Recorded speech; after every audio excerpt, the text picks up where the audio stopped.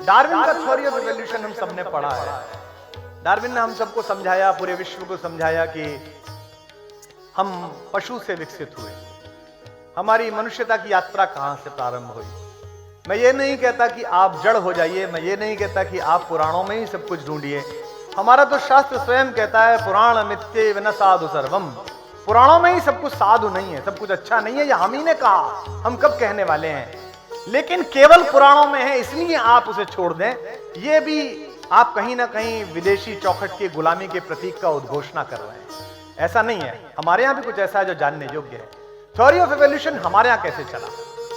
हमारे यहां कहा गया कि जब जब नाथ तुरंत दुख पायो, नाना तनधर तुम ही नसायो, है ना।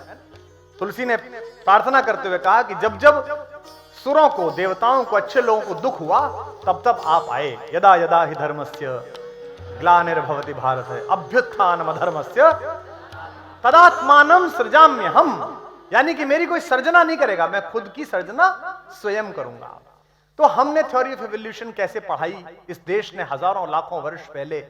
डार्विन ने कहा, पश्चिम ने कहा कि जल कहां शुरू हुआ? पहले जल शुरू हुआ जीवन से, जीवन अर्थात पानी से। सबसे पहले यही तो कहा गया, अमीबा आया, वो 2 कटा फिर 4 कटे, यही तो सिखाया। हमने क्या कहा? सबसे पहले हमारा अवतार कौन है? मीन, मत्स्यावतार, जल से आया। इसके बाद इवोल्यूशन देखिएगा आप, और इस बात पर रिसर्च करिए, इस बात पर सोचिए कि हम लोग कहां थे और आज कहां हैं। सबसे पहले मछली आई, उसके बाद क्या आया? कूर्मावतार, उसके बाद कच्छपावतार आया।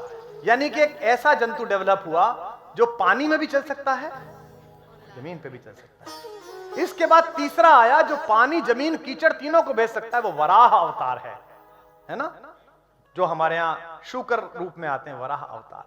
अब यहां तक आ गया। इसके बाद मनुष्य बढ़ रहा है आगे, तो आधा मनुष्य है और आधा पशु है। कौन है? नरसिंह अवतार। देखिए थ्योरी ऑफ इवोल्यूशन बढ़ रही है आगे। नरसिंह अवतार आधा मनुष्य, आधा पशु है। अब पूरा मनुष्य बनना है, लेकिन पूरा मनुष्य एक दिन में नहीं बन जाएगा, इसलिए छोटा मनुष्य आया, उसका कद छोटा है। कौन? वामनावतार। हर अवतार पर आपकी तालियां आनी चाहिए। थ्योरी ऑफ इवोल्यूशन बढ़ रही है। वामनावतार आया।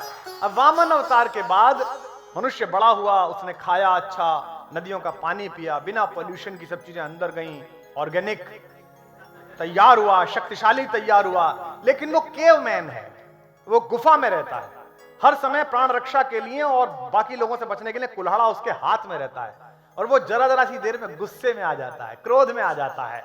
तो एक एंग्री वाइल्ड केवमैन पैदा हुआ, जिसका नाम क्या है? परशुराम।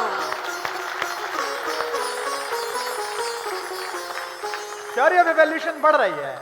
अब इसके बाद जो अवतार आता है, जिस पर आज चर्चा है इस नवरात्रि पर्व में, जो केवमैन है, जो जरा जरा सी बात पे नाराज हो जाता है, जो अपने सामने विष्णु के दूसरे अवतार से लड़ने लगता है, राम से, और उसको लक्ष्मण को समझाना पड़ता है कि यहाँ कुमड़ बतिया कोई नहीं, जय तर्जनी देख डर जाई।